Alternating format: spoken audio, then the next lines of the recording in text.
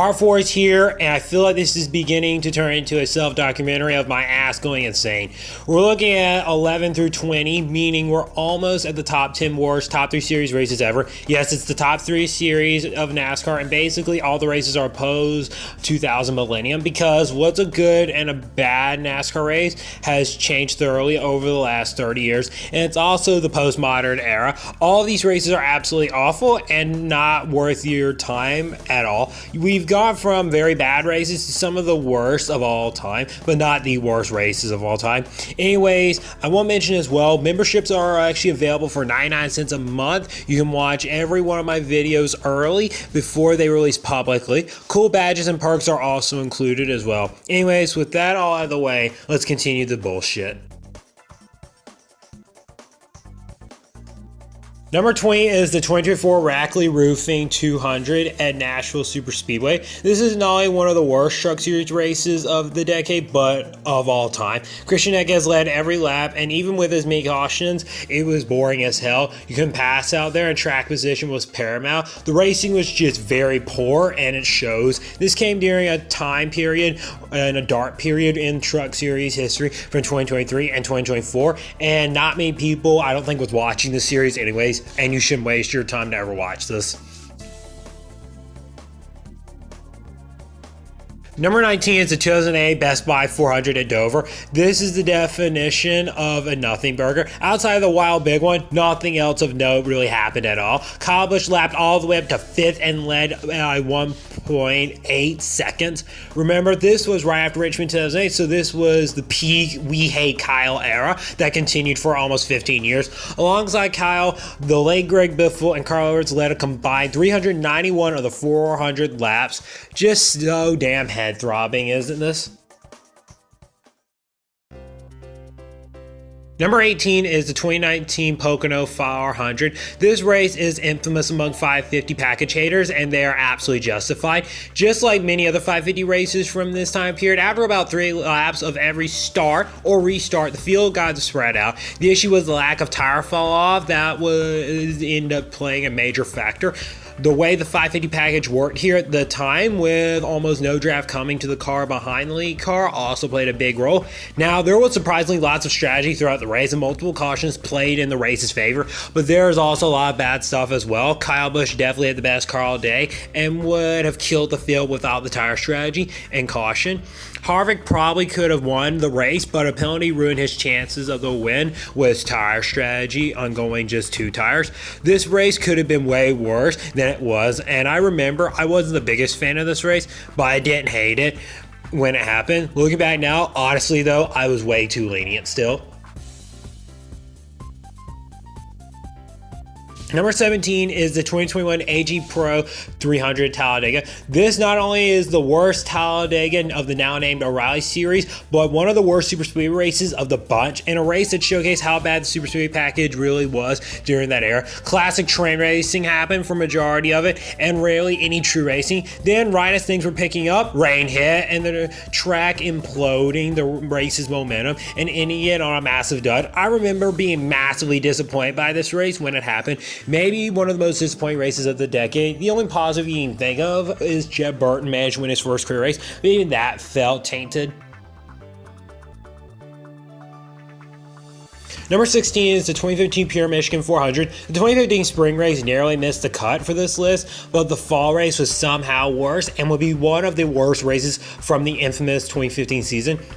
The high drag, low horsepower, aka the original 550 package, caused drivers to experience dirty air in the corners while the drag didn't allow the cars to close in enough on the straights.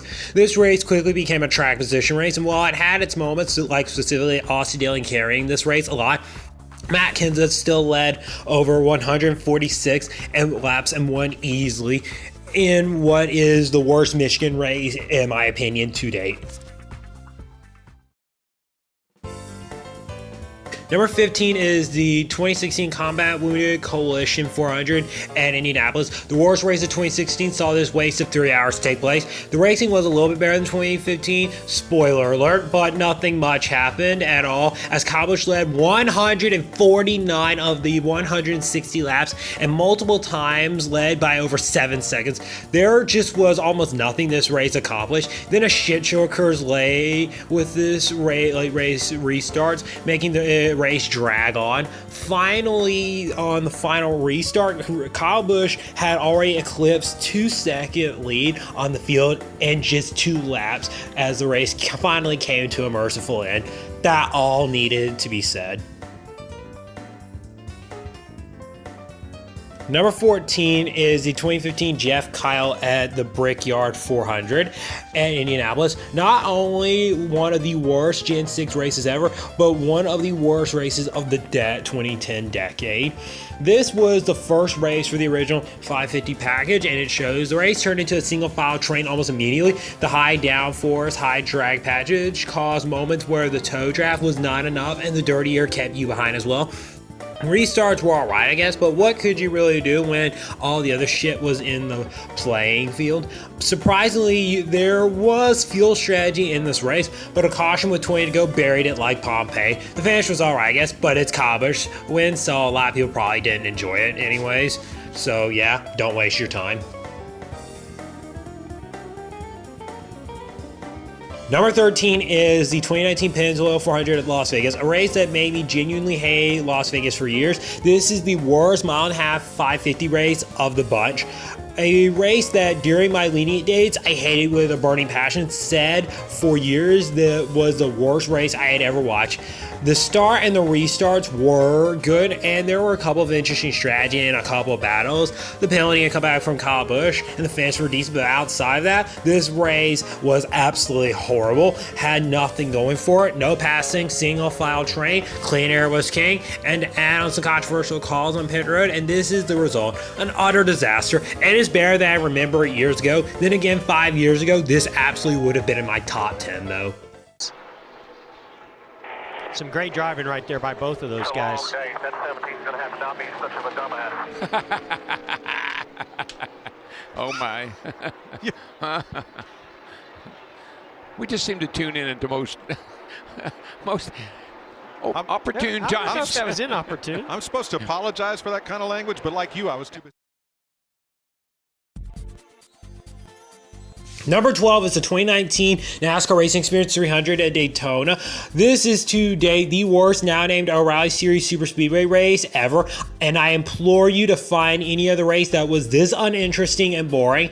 Train racing the entire damn day. Nobody cared to ever make a move, and nothing literally happened. This was one of the worst races that even in my lenient days and lenient era that I said, yeah, this shit sucked balls. The only thing this race had going for it was the late Michael Annette's breakthrough win and Jeff Green's top 10.